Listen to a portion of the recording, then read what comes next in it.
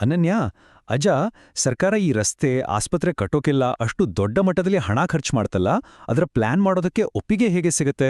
ಹೌದು ಅಜ್ಜ, ಫೈನಲ್ ಆಗಿ ಡಿಸಿಷನ್ ಯಾರು ಕೊಡ್ತಾರೆ? ಪ್ರೈಮ್ ಮಿನಿಸ್ಟರ್ ಅಲ್ವಾ? ಅಜ್ಜ, ಖಂಡಿತ ಇಲ್ಲ ರಾಹುಲ್. ನಮ್ಮ ದೇಶದ ಹಣದ ಬಗ್ಗೆ ನಿರ್ಧಾರ ಮಾಡೋದು ಅಷ್ಟು ಸುಲಭ ಅಲ್ಲ. ಅದಕ್ಕಾಗಿಯೇ ನಮ್ಮ ಸಂವಿಧಾನದಲ್ಲಿ 113ನೇ ವಿಧಿ ಅಂತ ಇದೆ. ಬನ್ನಿ, ಇವತ್ತು ಅದರ ಬಗ್ಗೆ ಹೇಳ್ತೀನಿ. ಅಂದ್ರೆ ಅಜ್ಜ, ಸರ್ಕಾರ ಯಾವ ಕೆಲಸಕ್ಕೆ ಎಷ್ಟು ಹಣ ಹಾಕಬೇಕು, ಎಲ್ಲಿ ಖರ್ಚು ಮಾಡಬೇಕು ಅಂತ ಡೀಟೇಲ್ ಆಗಿ ನಿರ್ಧಾರ ಮಾಡೋದಾ? ಹೌದು ಮೀರಾ, ಇದನ್ನೇ ಹಣದ ಯೋಜನೆ ಅಂತ ಕರೀತಾರೆ. ಇಂಗ್ಲಿಷ್ನಲ್ಲಿ ಎಸ್ಟಿಮೇಟ್ಸ್ ಅಂತಾರೆ. ಓ, ಈ ಹಣದ ಯೋಜನೆಯನ್ನು ಅವರು ಪಾರ್ಲಿಮೆಂಟ್ ಮುಂದೆ ತರಬೇಕಾ ಅಜ್ಜ? ಸರಿಯಾಗಿ ಹೇಳಿದೆ. ಪ್ರತಿ ವರ್ಷ ಸರ್ಕಾರ ಈ ಹಣದ ಯೋಜನೆಯನ್ನು ಸಿದ್ಧಪಡಿಸಿ ಪಾರ್ಲಿಮೆಂಟ್ ಮುಂದೆ ತರಲೇಬೇಕು. ಇದರಲ್ಲಿ ಒಂದು ಮುಖ್ಯವಾದ ವಿಷಯ ಇದೆ ಮಕ್ಕಳೇ. ನಮ್ಮ ಸಂವಿಧಾನ ಈ ಸರ್ಕಾರದ ಖರ್ಚನ್ನು 2 ಭಾಗಗಳಾಗಿ ವಿಂಗಡಿಸುತ್ತದೆ. ರಾಹುಲ್, 2 ಭಾಗನಾ? ಯಾವುದು ಅಜ್ಜ ಅದು? ಮೊದಲನೆಯದು ಕಡ್ಡಾಯ ಖರ್ಚು, ಎರಡನೆಯದು ವೋಟ್ ಮಾಡಬೇಕಾದ, ಅಂದರೆ ಹೌದು ಅಥವಾ ಇಲ್ಲ ಎಂದು ಹೇಳಬೇಕಾದ ಇತರ ಖರ್ಚುಗಳು. ಓ, ದುಡ್ಡಿನಲ್ಲೂ 2 ಥರ ಖರ್ಚು ಇದೆಯಾ? ಅಜ್ಜ, ಈ ಕಡ್ಡಾಯ ಖರ್ಚು ಅಂತ ಹೇಳಿದ್ರಲ್ಲ, ಅಂದ್ರೆ ಈ ಖರ್ಚನ್ನು ಬದಲಾಯಿಸಲು ಯಾರಿಂದಲೂ ಸಾಧ್ಯವಿಲ್ವಾ? ಅಜ್ಜ, ನೀನು ಹೇಳಿದ್ದು ಕರೆಕ್ಟ್ ಮೀರಾ. ಸರ್ಕಾರದ ದೊಡ್ಡ ಖಜಾನೆ ಅಂದ್ರೆ ಸಂಚಿತ ನಿಧಿಯಿಂದ ಬರುವ ಈ ಕಡ್ಡಾಯ ಖರ್ಚನ್ನು ಪಾರ್ಲಿಮೆಂಟ್ನಲ್ಲಿ ಬದಲಾಯಿಸುವ ಹಾಗಿಲ್ಲ. ರಾಹುಲ್, ಅಂದ್ರೆ ಯಾರೂ ಕೂಡ ಇದನ್ನ ಸ್ಟಾಪ್ ಮಾಡೋಕ್ಕಾಗಲ್ವಾ? ಹೌದು ರಾಹುಲ್, ಆ ಕಡ್ಡಾಯ ಖರ್ಚಿನ ಮೇಲೆ ವೋಟ್ ಮಾಡೋಕೆ ಯಾರಿಗೂ ಬರೋದಿಲ್ಲ.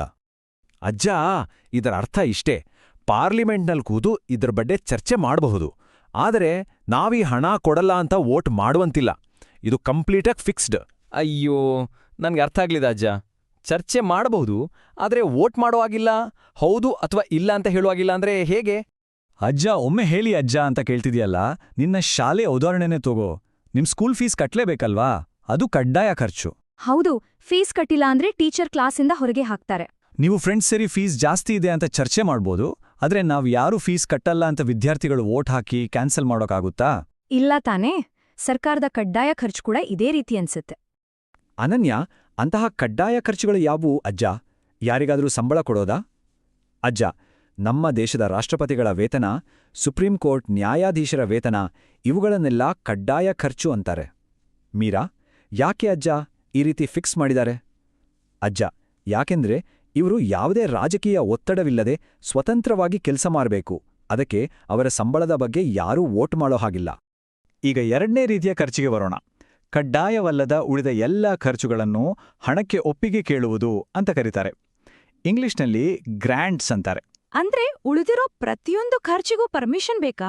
ಹೌದು, ಬೇರೆ ಎಲ್ಲ ಯೋಜನೆಗಳಿಗೆ ಹಣ ಬೇಕು ಅಂದ್ರೆ ಸರ್ಕಾರ ಪಾರ್ಲಿಮೆಂಟ್ನಲ್ಲಿ ಹೌದು ಅಥವಾ ಇಲ್ಲ ಎಂದು ಹೇಳುವ ಮೂಲಕ, ಅಂದ್ರೆ ವೋಟ್ ಮೂಲಕ ಒಪ್ಪಿಗೆ ಪಡೆಯಲೇಬೇಕು.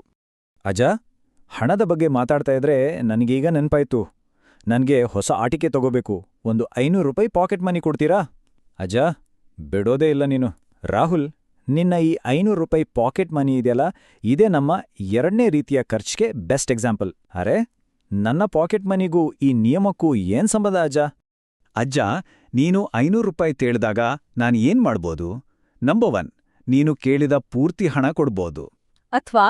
ಅಥವಾ 500 ಬೇಡ, 200 ರೂಪಾಯಿ ತಗೋ ಅಂತ ಕಟ್ ಮಾಡ್ತೀರಾ? ಹೌದು. 3ನೇದು, ನಿನ್ಗೆ ಕಾಸೇ ಇಲ್ಲ ಅಂತ ಸಂಪೂರ್ಣವಾಗಿ ತಿರಸ್ಕರಿಸ್ಬೋದು.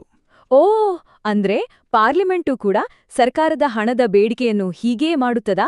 ಹೌದು, ಸರ್ಕಾರ ಹಣ ಕೇಳಿದಾಗ ಲೋಕಸಭೆ ಪೂರ್ತಿ ಹಣಕ್ಕೆ ಹೌದು ಅನ್ಬೋದು, ಕಡಿಮೆ ಮಾಡಬಹುದು, ಅಥವಾ ಇಲ್ಲ ಅಂತ ವೋಟ್ ಮಾಡಬಹುದು. ಅಂದ್ರೆ ನಾವು ತರಕಾರಿ ತಗೋಬೇಕಾದ್ರೆ ಚೌಕಾಸಿ ಮಾಡ್ತೀವಲ್ಲ, ಹಾಗೆ ಲೋಕಸಭೆ ಕೂಡ ಬಾರ್ಗೇನ್ ಮಾಡ್ತಾರಾ? ಹಾ, ಖಂಡಿತ. ಸರ್ಕಾರ ಕೇಳಿದ ಹಣದಲ್ಲಿ ಇಷ್ಟು ಕಮ್ಮಿ ಮಾಡಿ ಅಂತ ವೋಟ್ ಮಾಡುವ ಪವರ್ ಲೋಕಸಭೆಗಿದೆ. ಇದನ್ನೇ ಕಡಿತ ನಿರ್ಣಯ ಅಂತಾರೆ. ಅಂದ್ರೆ ಸರ್ಕಾರದ ಮೇಲೆ ಪಾರ್ಲಿಮೆಂಟಿಗೆ ಪೂರ್ತಿ ಕಂಟ್ರೋಲ್ ಇರುತ್ತೆ ಅಂತ ಆಯ್ತು. ಆದ್ರೆ ಅಜ್ಜ, ನಮ್ಮ ಪಾರ್ಲಿಮೆಂಟ್ನಲ್ಲಿ ರಾಜ್ಯಸಭೆ ಕೂಡ ಇದೆ ಅಲ್ವಾ? ಅವರಿಗೂ ಈ ವೋಟ್ ಮಾಡೋ ಪವರ್ ಇದೆಯಾ? ಇಲ್ಲ ಮೀರಾ. ಹಣದ ವಿಚಾರದಲ್ಲಿ ಮುಖ್ಯವಾದ ಅಧಿಕಾರ ಅಂದ್ರೆ ವೋಟ್ ಮಾಡೋ ಅಧಿಕಾರ ಇರೋದು ಕೇವಲ ಲೋಕಸಭೆಗೆ ಮಾತ್ರ. ಯಾಕೆ ಅಜ್ಜ ಕೇವಲ ಲೋಕಸಭೆಗೆ ಮಾತ್ರ ಯಾಕೆ ಆ ಪವರ್ ಕೊಟ್ಟಿದ್ದಾರೆ? ಯಾಕಂದ್ರೆ ಅಲ್ಲಿರುವ ನಾಯಕರು ನೇರವಾಗಿ ನಮ್ಮಿಂದ ಆಯ್ಕೆಯಾದವರು. ಜನರ ಹಣದ ಮೇಲೆ ಜನರ ಪ್ರತಿನಿಧಿಗಳಿಗೆ ಸಂಪೂರ್ಣ ಕಂಟ್ರೋಲ್ ಇರಬೇಕಲ್ವಾ? ಅದಕ್ಕೆ ಮತ್ತೊಂದು ಮುಖ್ಯವಾದ ನಿಯಮ ಇದೆ. ಸರ್ಕಾರ ತನಗೆ ಬೇಕಾದಾಗೆಲ್ಲ ಪಾರ್ಲಿಮೆಂಟ್ ಮುಂದೆ ಹೋಗಿ ದುಡ್ಡು ಕೊಡಿ ಅಂತ ಕೇಳುವಂತಿಲ್ಲ. ಮತ್ತೆ ಹೇಗೆ ಕೇಳ್ಬೇಕು ಅಜ್ಜ? ಹಣದ ಬೇಡಿಕೆ ಇಡುವ ಮುಂಚೆ ಮೊದಲು ನಮ್ಮ ರಾಷ್ಟ್ರಪತಿಗಳ ಅನುಮತಿ ಪಡೆಯಲೇಬೇಕು.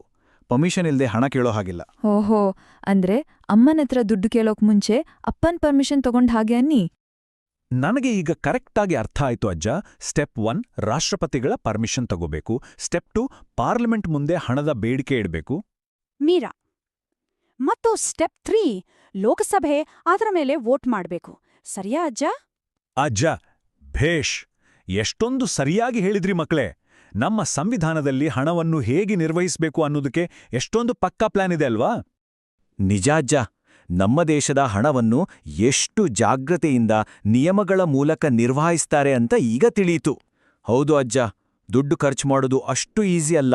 ಹೌದು ಮಕ್ಕಳೇ, ಹಣ ಖರ್ಚು ಮಾಡುವುದಕ್ಕೂ ನಿಯಮಗಳು ಬಹಳ ಮುಖ್ಯ. ಸರಿಯಾದ ನಿಯಮಗಳೇ ಉತ್ತಮ ನಿರ್ಧಾರಗಳಿಗೆ ಅಡಿಪಾಯ. ಸರಿ ಅಜ್ಜ, ಅದೆಲ್ಲ ಇರ್ಲಿ. ನನ್ನ 500 ರೂಪಾಯಿ ಪಾಕೆಟ್ ಮನಿ ಬೇಡಿಕೆ ಮೇಲೆ ಈಗ ನೀವು ವೋಟ್ ಮಾಡಿ. ಒಪ್ಪಿಗೆ ಕೊಡ್ತೀರೋ ಇಲ್ವೋ?